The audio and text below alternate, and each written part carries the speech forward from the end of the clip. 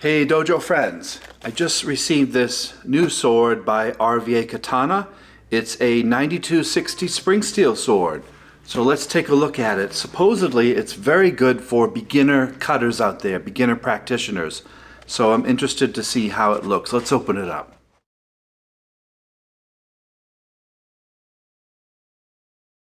Alright, let's cut this open. Do you guys find that unboxing stuff is weirdly satisfying like I do? Isn't that strange? I mean, it's not our stuff we're watching on YouTube getting unboxed, but I don't know what makes us so excited about this stuff. Alright, here we are. They've double taped it.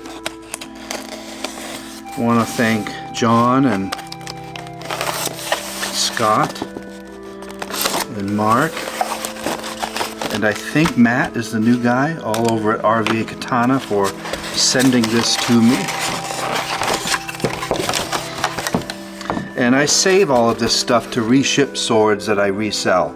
I resell a lot of swords, so always save the boxes in styrofoam, put them in your garage, store them up, and save them for shipping.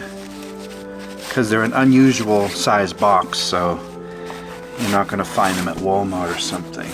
Alright, this is called the Moritaka Vortex Midnight Fuji. Midnight Fuji, still wrapped, so I'm going to take this wrap off.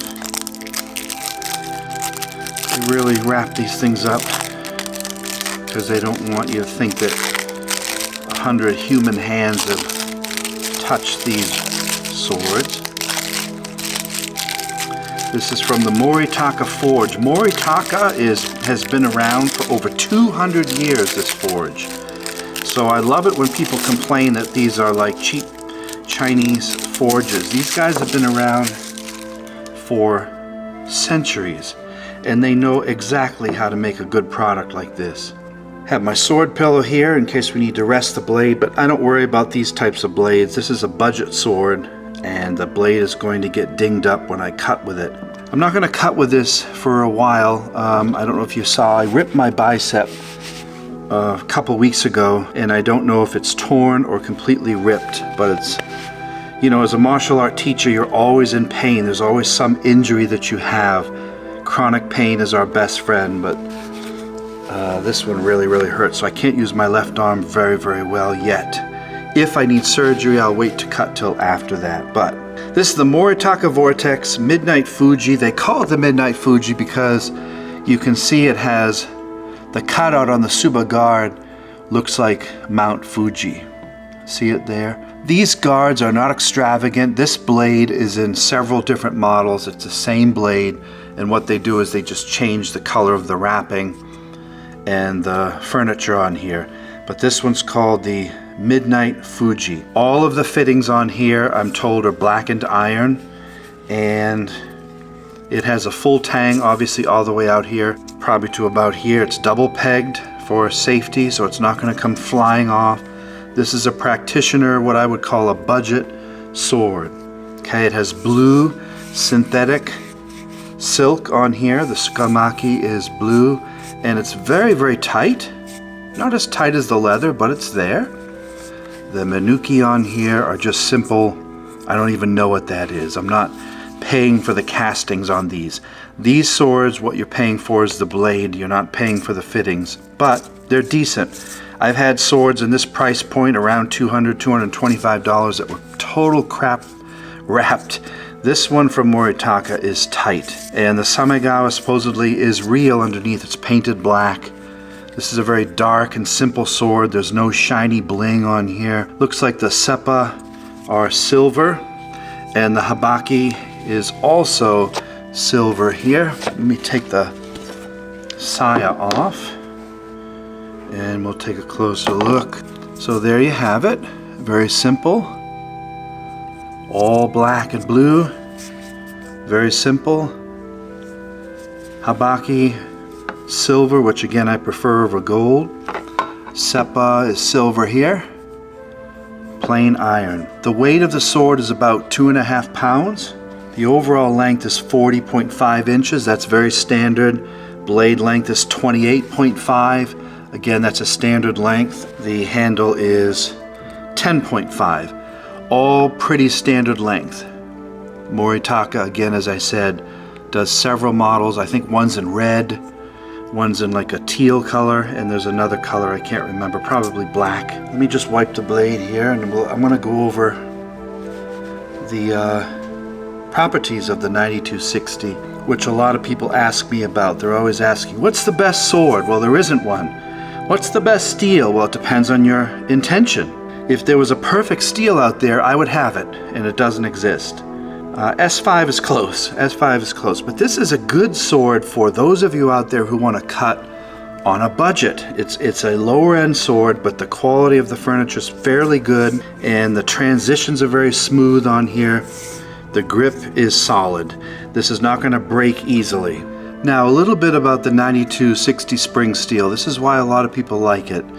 It is a high silicon steel, and it's a spring steel. That contains about 2% silicon in its alloy composition. There's not a lot of detail on the blade. There's no hamon on here. So why do people like it? Well, it's used in making swords because it has an excellent toughness. It's an amazing flexible steel. So if you screw up your cuts when you're cutting, bad cuts very, very well. The blade can withstand high impact and force without breaking. It's going to hold up. So I can sit here and bend this and it's not going to snap like other stiffer steels. This steel 9260 is used to manufacture aircraft parts, swords, knives, lawnmower blades, machine tools. It has a hardness rate of 61 HRC. A lot of sword companies don't make 9260 steel because it's very hard to heat treat. So there's a challenge in that, but as I said, Moritaka with over 200 years has been around, and their smiths know exactly how to perfectly heat treat these blades to make them very, very effective. As you can see here, this one has a long bohi here, a fuller, which takes out a little bit of the weight of the blade. Next question is, people ask, how about the edge retention? Is it good? Yes. It's not the best at edge retention, but it's actually very, very good. Looking up at the tip of the sword, you can see it has a nice kind of chu kisaki in there and a yokote line. You can see a little bit of grinding marks on there as they polish this out, but again, I don't care about that. How does the sword hold up with scratch resistance? I would say decent. It's not the best, but it's good.